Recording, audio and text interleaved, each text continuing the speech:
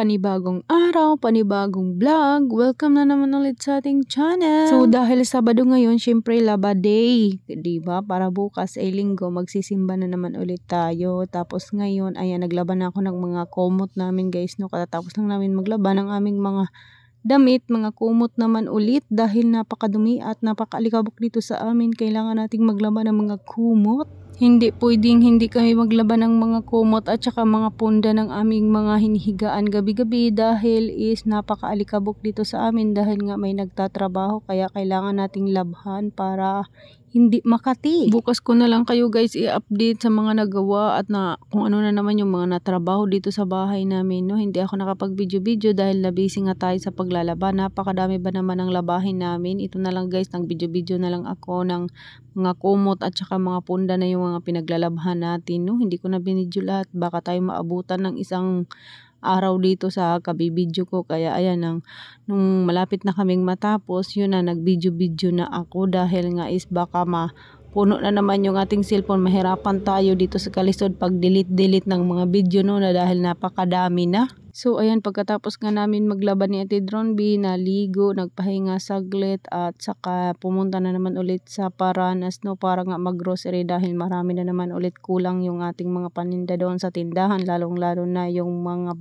dilata natin, guys, at saka yung mga powder dahil kanina is napakabinta yung ating mga powder, mga sabon, ganyan, dahil maraming ang naglaba. Tapos ayan, mag-grocery na tayo, no, mahigit 6,500 yung ating grocery ngayon. Tapos kaninang umaga, guys, ay nagpabili na kami ng harina, no. Si Papa Udo nagutos na yun ng harina dahil nga maaga ata siguro yung magsasarado yung ating binibilhan, kaya maaga na nagpabili si Papa Udo ng ating harina kasi bukas Linggo at baka rin magsarado sila.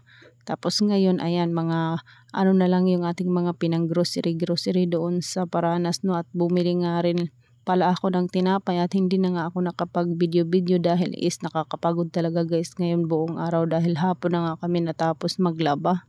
At hindi pwede tayong mag-grocery dahil nga is maraming naghahanap ng mga paninda natin at saka lagi tayong nalabas ng pera, no, kaya kailangan talaga natin magtinda at mag-grocery nga dahil nga sayang naman pag hindi tayo mag-grocery. Tinatamad talaga ako mag-grocery, guys, dahil ngayong maglilipat tayo ng ating tindahan, no, pero kailangan talaga mag-grocery dahil hinahanap nito meron yung ating mga paninda. Yung mga mabenta lang naman yung aking mga pinambili-bili ngayon, halagang 6,500.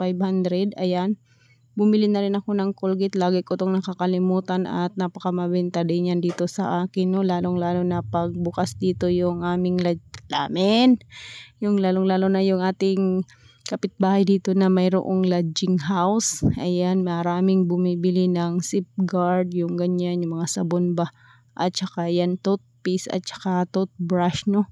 So ayan yung ating mga pinambili-bili kanina. Ayan, dahil may naghanap sa akin dito ng spaghetti sauce, bumili lang din ako ng 2 peraso lang na spaghetti sauce, yung tag-1 kilo na nga. Tapos yung mga biscuit, ayan, dahil yung aking mga pangbaon na biscuit, no, is kunti na lang din.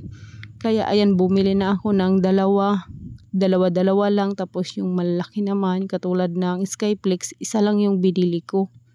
Pero yung mga mabenta talaga ng mga pambaon ng mga ano, guys, ayan, dalawa ko na, no, dahil meron din minsan pag wala tayong tinapay, ayun, biscuit yung binibili ng ating mga trabahante dito na nagtatrabaho.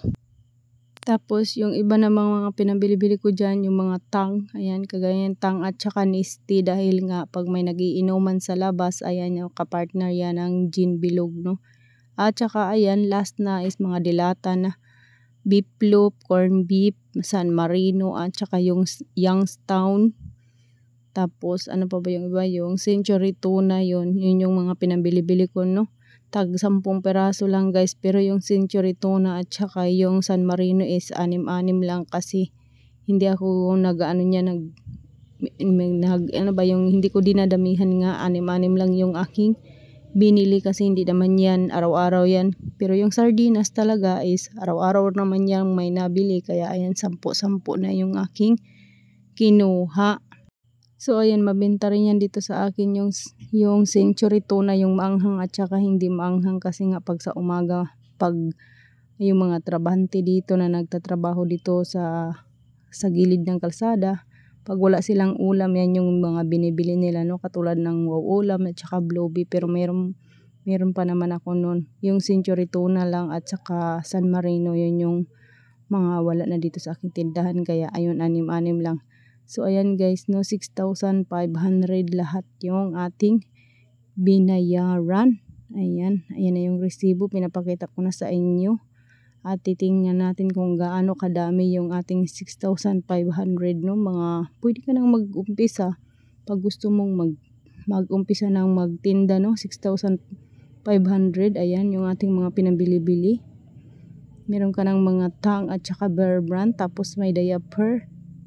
Tsaka mga yan, Downy at saka soap powder. Tapos ayan, mga biscuit na siya. Yan lahat yung ating 6,500, no?